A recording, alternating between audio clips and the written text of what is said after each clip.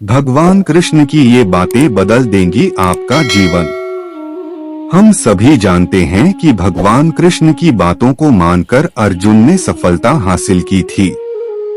ठीक उसी तरह हम सभी कृष्ण की बातों पर गौर कर अपने जीवन में सफलता प्राप्त कर सकते हैं।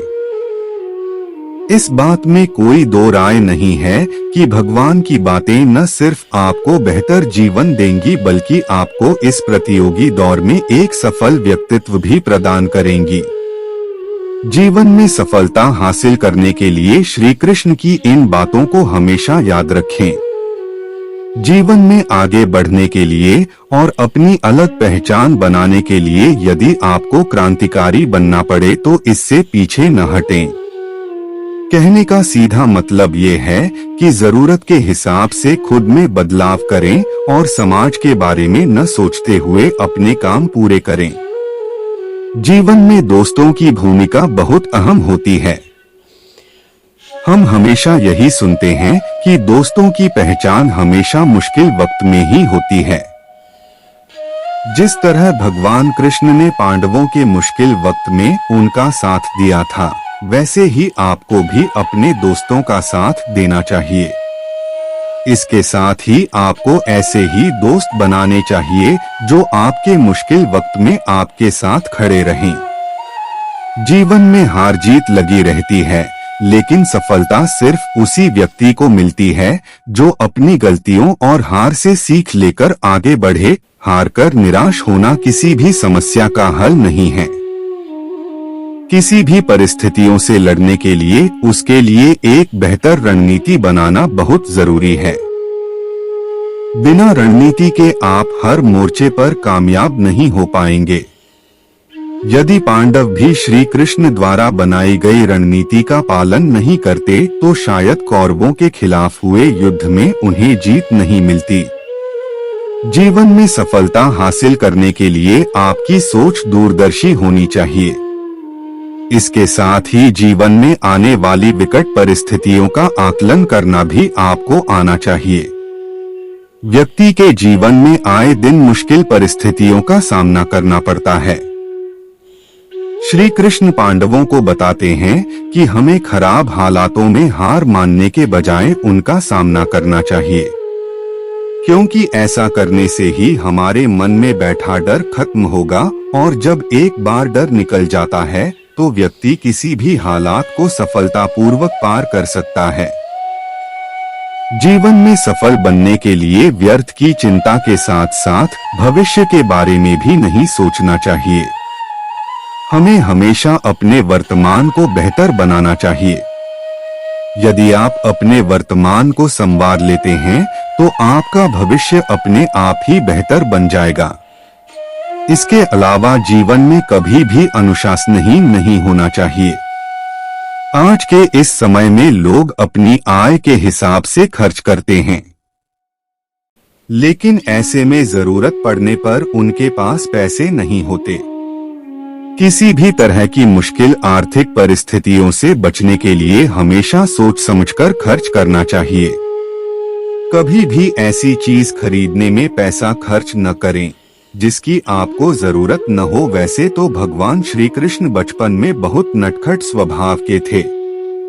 विपरीत परिस्थितियां आने पर उनका स्वभाव हमेशा शांत रहता था। कृष्ण जी भगवान विष्णु के अवतार थे और वे यह बात जानते भी थे कि कंस मामा उन्हें बार बार मारना चाहते थे, फिर भी वे शांत रहते थे और समय आने पर कंस के हर प्रहार का मुंह तोड़ दिया। इससे सीख मिलती है कि कठिन समय में भी अपने शांत स्वभाव का त्याग नहीं करना चाहिए। भगवान श्री कृष्ण हमेशा साधारण जीवन जीने में विश्वास करते थे। गोकुल के राजघराने में परविश होने के बावजूद वह अन्य सामान्य बालकों के साथ रहते, खेलते और घूमते रहते थे। उन्हें कभी भी अपने राजघराने का घमंड नहीं था, भी उनका मन बुरा समय आने पर घबराता नहीं था। वह विपरीत परिस्थितियों का डटकर मुकाबला करते थे। उनका मनाना था बुरे समय में विवेक पूर्वक काम करना चाहिए। भगवान श्री कृष्ण ने कभी भी हार न मनाने का संदेश दिया था। अंत का प्रयास करते रहना चाहिए, भले ही परिणाम हमारे पक्ष में क्यों न हो। कृष्ण और सुदामा की दोस्ती को कौन नहीं जानता। यह दोस्ती महज दोनों के प्रेम के कारण नहीं, बल्कि एक दूसरे के प्रति आदर के कारण भी प्रसिद्ध है। किंतु आज के जमाने में दोस्ती के असली मायने कोई नहीं जानता। श्री कृष्ण ने हमेशा अपने मित्र सुदामा और अर्जुन का साथ दिया था। श्री कृष्ण को जन्म देवकी ने दिया था, लेकिन उनका पालन पोषण यशोदा और राजा नंद ने गोकुल में किया, यह जानते हुए कि उनके अपने माता पिता उनसे दूर हैं। श्री कृष्ण ने उन्हें दिल से प्रेम किया, उनका आदर और सम्मान करने में कोई कसर न छोड़ी। किसी भी काम की शुरुआत में ये नहीं सोचना चाहिए कि सफलता मिलेगी या नहीं, लक्ष्य पूरा होगा या नहीं, क्योंकि कर्मों की सफलता या असफलता इंसान के हाथ में नहीं है। महाभारत में श्री कृष्ण ने अर्जुन को यही उपदेश दिया था कि तुम सिर्फ कर्म करो, फल की इच्छा मत करो। जो लोग धर्म के अनुसार कर्म करते हैं, उन्हें सफलता जरूर मिलती है। ये बात महाभारत के एक प्रसंग से समझ सकते हैं। श्री कृष्ण ने अर्जुन को समझाया, तुम सिर्फ बेहतर कोशिश करो।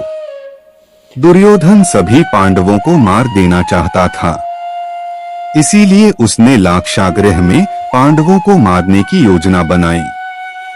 लाक्षागृह के षड्यंत्र से किसी तरह सभी पांडव बच गए और वेश बदलकर वन में रहने लगे। उस समय राजा द्रुपद ने राजकुमारी द्रौपदी का स्वयंवर आयोजित किया था। इस आयोजन में पांडव में भी ब्राह्मणों के वेश में पहुंच गए। स्वयंवर में श्री कृष्ण भी मौजूद थे और वे ब्राह्मण रूप में सभी पांडवों को पहचान गए। स्वयंवर में शर्त रखी गई थी कि योद्धा को भूमि पर रखे पानी में देखकर छत पर घूम रही मछली की आंख पर निशाना लगाना है। जो योद्धा इस शर्त को पूरी कर देता, उससे द्रौपदी का विवाह होना था। जब अर्जुन इस प्रतियोगिता में शामिल होने पहुंचे तो श्री कृष्ण ने उन्हें समझाया कि मछली की आंख में निशाना कैसे लगाना है। श्री कृष्ण ने अर्जुन को पूरी विधि समझा दी। श्री कृष्ण की बातें सुनकर अर्जुन ने कहा कि अगर सब कुछ मुझे ही करना है तो आपकी क्या जरूरत है। श्री कृष्ण बोले कि तुम सिर्फ वह करो जो तुम्हारे वश में है, और मैं वह करूंगा जो तुम्हारे वश में नहीं है, यानी मैं हिलते हुए पानी को स्थिर करूंगा ताकि तुम्हें निशाना लगाने में परेशानी न हो। तुम सिर्फ बेहतर से बेहतर करने की कोशिश करो। श्री कृष्ण की बात मानकर अर्जुन ने बेहतर कोशिश की और उसने मछली की आंख में निशाना लगा दिया। इस प्रसंग की सीख यह है कि हमें अच्छी से अच्छी कोशिश करनी चाहिए। कर्म करते समय फल की इच्छा नहीं करनी चाहिए। अगर फल हमारे पक्ष में नहीं आता है तो निराशा का सामना करना पड़ता है।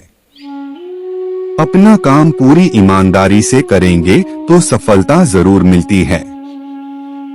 धन्यवाद मित्रों, वीडियो देखने के लिए। वीडियो मददगार रहा हो तो चैनल को सब्सक्राइब जरूर करें।